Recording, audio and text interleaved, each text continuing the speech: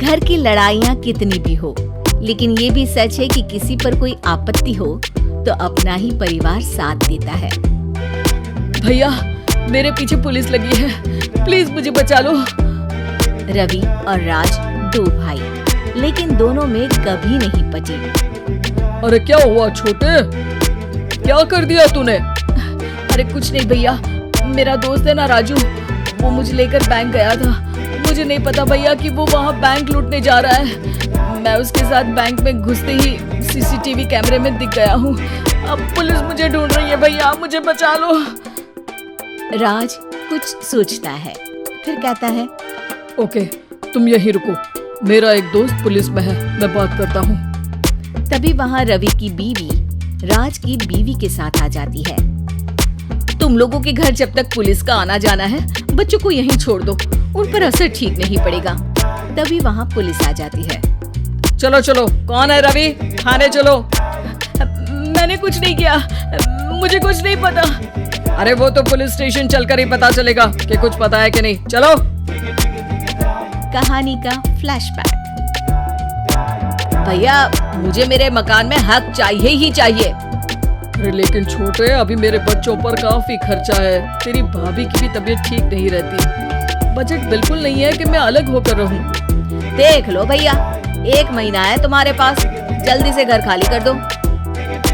अरे कैसी बात कर रहे हैं भैया, मेरे शरीर में अभी इतनी हिम्मत भी नहीं कि घर को खाली करे। तो क्यों अपना पोषण बेचा भाभी? अरे तुम तो जानती हो, पिताजी की बीमारी के कारण उन्हें हमारी जरूरत थी, कैसे आते पैसे। ससुर जी तो बूढ़े थे भाभी, उनकी बीमारी में भी पैसे लगाना कौन सा अकल का काम था। तो क्या पिताजी को मैं मरने के लिए छोड़ देता? अरे रवि, तू तो समझ, पापा को हमारी जरूरत थी, उन्होंने हमारे लिए हर वो काम किया जिससे हमें खुशी मिले। बैक टू रवि, जो जेल में बैठा है। ये मैंने क्या कर दिया था? मैं ना पिता का हुआ ना ही भैया का, मेरे साथ जो हो रहा है ठीक ही हो रहा है। तभी वहाँ पुलिस वाला आता है। रवि, तुमसे कोई मिलने आया है। भाभी, आप यहाँ क्यों आई? पुलिस स्टेशन है ये भाभी।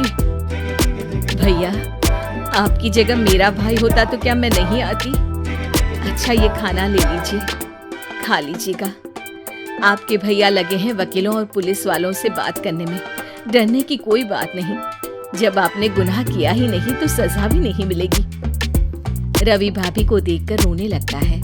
घर में साक्षी चुपचाप बैठी होती है कि तभी सोनम कहती है, अरे साक्षी, क्या हुआ, परेशान क्यों हो रही हो?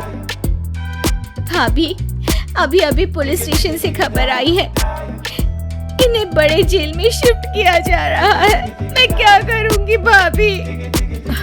रो मत, हम अच्छे से अच्छा वकील करेंगे, लेकिन उसमें तो बड़े पैसे लगेंगे दीदी, हम इतना पैसा कहाँ से लाएंगे?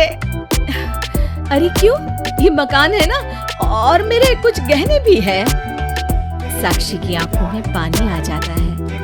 पर दीदी, ये तो आप और भैया की मेहनत की कमाई है।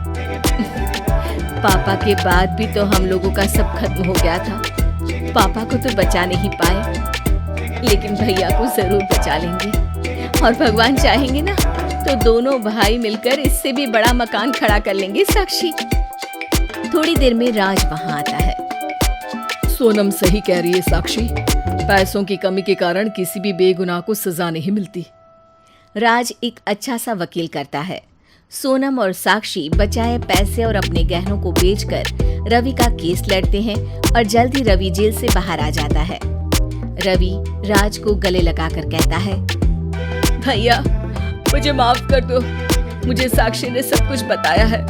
भैया, आपने मुझ पर विश्वास किया, मेरे लिए दिन रात मेहनत की, भाभी ने अपने गहने तक बेच दिए। भैया, आपने तो पापा के लिए भी पैसे नहीं देखे, लेकिन मैं बहुत ही सेल्फिश निकला। भैया, एक आखिरी बार मुझे माफ कर दो, मैं शर्मिंदा हूँ। अरे भाई, अपने तो अपने ही होते हैं, पापा ने हमारे लिए क्या नहीं किया, ये तुम्हें बताने की जरूरत नहीं है मुझे। और फिर तू तो मेरा भाई है, पैसे से बढ़कर रिश्ते होते हैं भाई।